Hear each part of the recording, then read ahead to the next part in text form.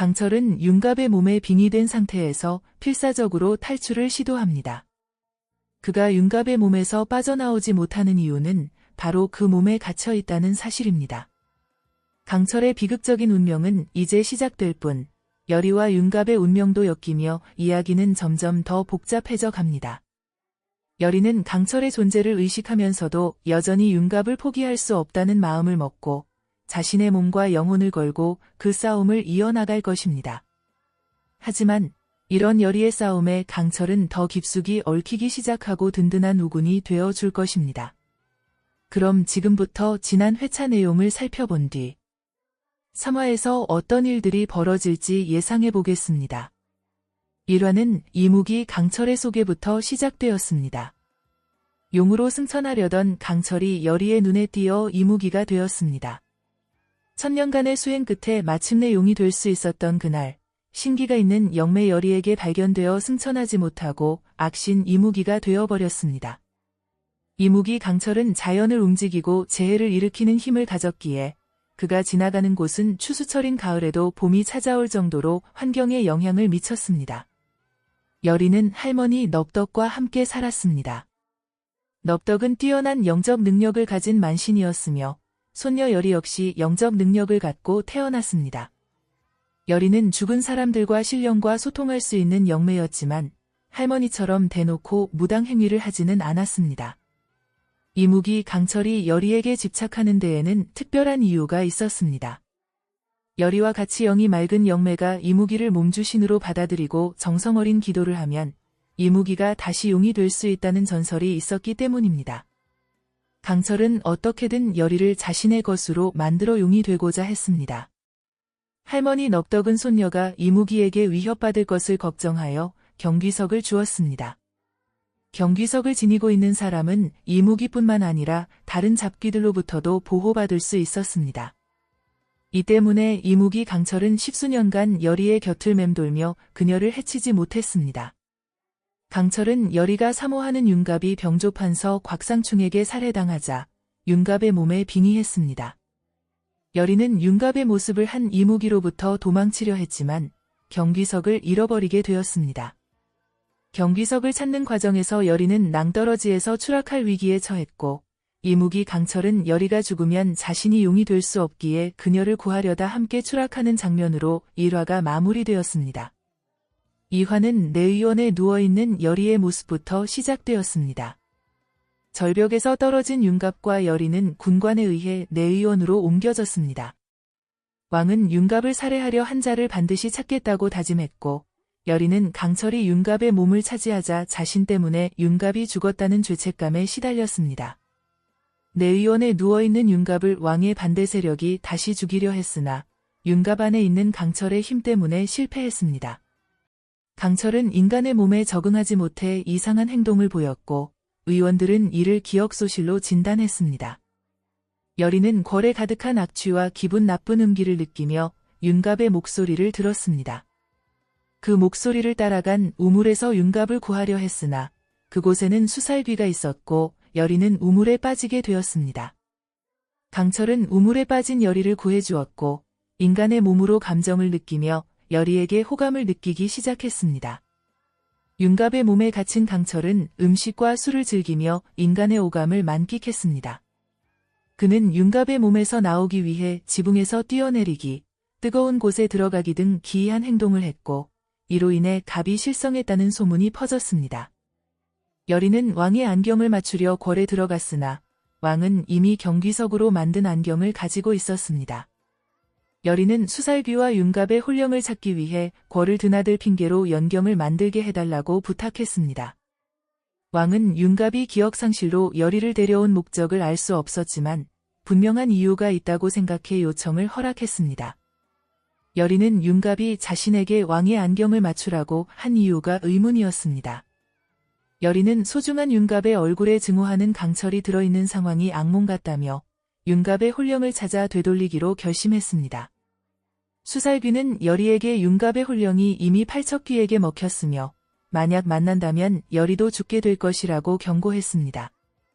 한편 대비는 원자의 이상행동을 보고 13년 전의 존재가 돌아온 것을 눈치챘습니다.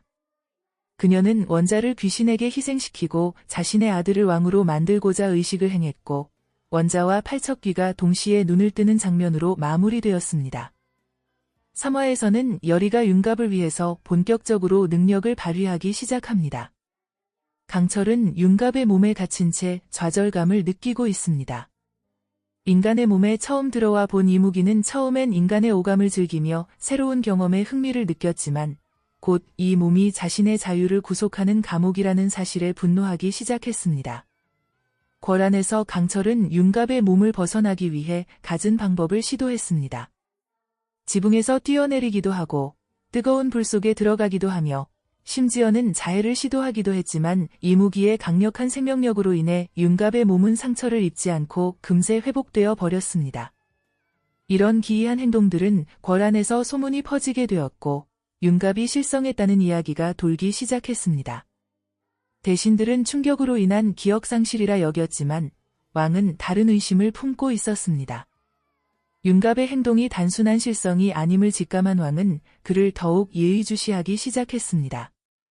한편 여리는 궐을 드나들며 윤갑의 혼령을 찾기 위해 안간힘을 쓰고 있었습니다. 그녀는 연경을 만드는 일을 핑계로 궐을 자유롭게 다니면서 윤갑의 흔적을 찾았습니다. 중궁전 후원의 우물에서 처음 윤갑의 목소리를 들었던 것을 기억하고 그곳으로 다시 찾아갔습니다. 우물가에서 여리는 수살귀를 다시 만나게 되었습니다. 처음에는 두려움을 느꼈지만 수살귀가 윤갑의 혼령에 대한 정보를 알고 있다는 것을 깨닫고 용기를 내어 대화를 시도했습니다. 수살귀는 팔척귀가 윤갑의 혼령을 삼켰다고 다시 한번 경고했지만 여리는 절대 포기할 수 없다고 말했습니다. 여리는 수살귀에게 나를 도와주면 나도 너를 도와주겠어. 내가 이렇게 된 원인을 함께 찾고 내가 복수할 수 있도록 도와줄게. 하지만 그 대가로 윤갑나리의 혼령을 찾는 것을 도와줘야 해라고 제안했습니다. 수살귀는 잠시 망설이다가 여리의 제안을 받아들였습니다. 수살귀는 자신이 죽임을 당한 억울한 사연이 있으며 그 원한으로 우물에 갇혀 있다고 털어놓았습니다. 원한을 풀지 못하고 있는 수살귀는 여리의 영적 능력이 자신을 도울 수 있을지도 모른다는 희망을 품게 되었습니다. 수살귀는 여리에게 팔척귀의 정체에 대해 알려주었습니다. 팔척귀는 13년 전 궐에서 일어난 끔찍한 사건과 연관이 있으며 원자에게 깊은 원한을 품고 있다고 했습니다. 그리고 팔척귀를 물리치기 위해서는 특별한 의식이 필요하다고 말했습니다. 이 정보를 얻은 여리는 자신을 미끼로 팔척귀를 불러내는 위험한 계획을 세웠습니다. 그녀는 할머니 넙덕에게 배운 비법을 이용해 의식을 준비하기 시작했습니다. 하지만 그 전에 반드시 윤갑의 몸을 빌린 강철과 대화해야 한다고 생각했습니다. 강철은 여리를 찾아 대화를 시도했습니다. 그는 윤갑의 몸에 갇혀있는 상황이 불만스럽지만 여리와 함께 있는 시간이 늘어날수록 묘한 감정을 느끼기 시작했습니다. 1000년 동안 홀로 지내온 이무기에게 인간의 감정은 생소하고 혼란스러운 것이었습니다. 특히 여리에 대한 감정은 더욱 복잡했습니다. 그녀를 통해 용이 되고자 했던 목적은 여전했지만 동시에 그녀의 슬픔과 고통에 공감하는 자신을 발견하게 되었습니다. 궐 밖으로 나오면서 강철은 여리에게 넌 놈한테 속았다. 그 놈한테 이용당했단 말이다라고 충격적인 사실을 전했습니다. 강철은 윤갑이 여리를 단지 이용했을 뿐이라고 주장했습니다. 하지만 여리는 윤갑을 믿었습니다. 난 절대 믿지 않아. 먼저 나리를 살려낸 다음에 따져 물을 거야라며 확고한 의지를 보였고 그녀의 확고한 의지 앞에 강철은 무언가 말하려다 입을 다물어 버렸습니다. 한편 궐 안에서는 또 다른 음모가 진행되고 있었습니다. 대비는 자신의 아들을 왕위에 올리기 위해 원자를 해치려는 계획을 세우고 있었습니다. 그녀는 13년 전 풍산의 도움으로 팔척귀를 불러들였고 팔척귀와 거래를 맺었던 과거가 있으며 지금은 원자의 몸에 팔척귀의 기운이 들어갔다는 비밀을 알게 되었죠. 임금은 윤갑을 만나 대화를 나누었습니다. 이 자리에서 강철은 임금의 눈빛과 말투를 통해 무언가 중요한 사실을 깨닫게 되었습니다. 팔척귀의 원한의 시작은 임금이 아니라는 것이었습니다. 강철은 이 사실을 알게 된 후 권한의 비밀을 더욱 파헤치기로 결심했습니다. 임금은 대화 후 호위무사에게 윤갑은 너무 많은 것을 알고 있다. 철저히 윤갑을 감시하라고 명령했습니다. 임금도 윤갑이 단순히 기억을 잃은 것이 아니라 무언가 다른 존재라는 것을 직감하고 있었습니다. 풍사는 귀신들을 불러오는 의식을 치르면서 팔척귀에게서 이상한 기운을 느낍니다. 누군가 팔척귀를 불러내는 의식을 치르고 있다는 것을 직감합니다. 이때 다른 곳에서 여리는 수살귀와의 약속대로 자신을 미끼로 팔척귀를 불러내는 의식을 준비했습니다. 그녀는 할머니 넙덕에게 배운 비법과 수살귀에게서 얻은 정보를 토대로 의식을 시작했습니다. 의식이 진행되는 동안 궐 곳곳에서 기이한 현상이 일어났습니다. 바람이 불고 촛불이 깜빡이며 어둠이 짙어졌습니다. 강철은 여리가 위험한 의식을 준비하고 있다는 것을 알고 그녀를 막으려 했습니다. 하지만 그가 도착했을 때는 이미 늦었습니다. 의식이 시작되었고 팔척귀가 모습을 드러내기 시작했습니다. 팔척귀는 거대한 그림자 형태로 나타나 여리를 노려보았습니다. 그리고 그 뒤에는 윤갑의 홀령이 흐릿하게 보였습니다. 여리는 충격과 기쁨이 교차하는 표정으로 윤갑을 바라보았습니다. 하지만 그 순간 팔척귀는 여리를 공격하기 시작했습니다. 강철은 윤갑의 몸을 이용해 여리를 지키려 했지만 팔척귀의 힘은 강대했습니다. 강철은 이 무기의 힘을 최대한 끌어올리려 했지만 인간의 몸은 그 힘을 모두 감당하기 어려웠습니다. 위기의 순간 예상치 못한 도움이 나타났습니다. 수살귀가 팔척귀를 견제하기 시작했습니다. 두 귀신 사이의 대결은 궐 전체를 뒤흔들 만큼 격렬했습니다. 이 틈을 타 강철은 여리를 데리고 그곳을 빠져나왔습니다. 하지만 도망치는 와중에도 여리는 윤갑의 홀령을 놓치지 않으려 했습니다. 그녀는 강철에게 간청했지만 강철은 잠시 망설이다가 여리의 절박함에 마음이 움직여 다시 위험 속으로 뛰어들어 윤갑의 홀령을 찾으려 했습니다. 하지만 팔척귀의 힘이 너무 강해 접근하기가 어려웠습니다. 그때 원자가 나타났습니다. 원자의 등장에 팔척귀는 격렬하게 반응하며 원자를 향해 돌진했습니다. 원자는 마치 이런 상황을 예상했던 것처럼 침착하게 대응했습니다. 그리고 그의 눈에서 이상한 빛이 발했습니다. 실은 원자의 몸에도 특별한 무언가가 깃들어 있었던 것입니다. 대비가 13년 전 풍산을 통해서 팔척귀를 처음 불러들였을 때 맺은 거래의 결과로 지금은 원자의 몸에 있는 팔척귀의 일부가 들어가 있었던 것이었습니다. 이것이 팔척귀가 원자에게 집착하는 이유였습니다. 원자와 팔척귀의 대치 상황에서 강철은 기회를 놓치지 않고 윤갑의 홀령을 구하려 했습니다. 하지만 그 순간 예상치 못한 상황이 벌어졌습니다.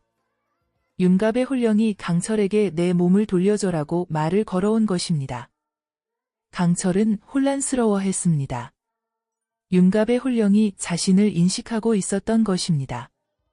더욱 충격적인 것은 윤갑이 자신의 상황을 이해하고 있다는 점이었습니다. 내가 이무기 강철이지? 내 몸에서 나가라라는 윤갑의 말에 강철은 당황하면서도 분노했습니다. 내 몸은 이제 내 것이다. 넌 이미 죽었어라고 응수했습니다. 윤갑의 홀령은 고개를 저었습니다. 아니, 나는 아직 죽지 않았다. 내 몸을 돌려받아야만 진실을 밝힐 수 있어라는 말을 들은 여리는 충격에 빠졌습니다. 이 장면을 마지막으로 3화는 끝이 납니다. 3화에서는 강철이 윤갑의 몸에서 벗어나기 위해 필사적으로 노력하고 여리는 윤갑을 구하기 위해 점점 더 위험한 선택을 하게 됩니다. 강철과 여리, 수살귀, 팔척귀, 원자, 대비 등의 인물들이 얽히면서 궐 안에서의 갈등은 점차 고조됩니다. 여리의 미끼로 팔척귀가 불려나오는 위험한 상황에서 원자와 팔척귀의 충돌, 대비의 음모 등은 앞으로의 전개를 더욱 긴장감 있게 만듭니다. 4화에서는 이 갈등의 정점에서 예상치 못한 반전이 일어나며 강철과 여리의 운명은 또 다른 전환점을 맞이하게 될 것입니다.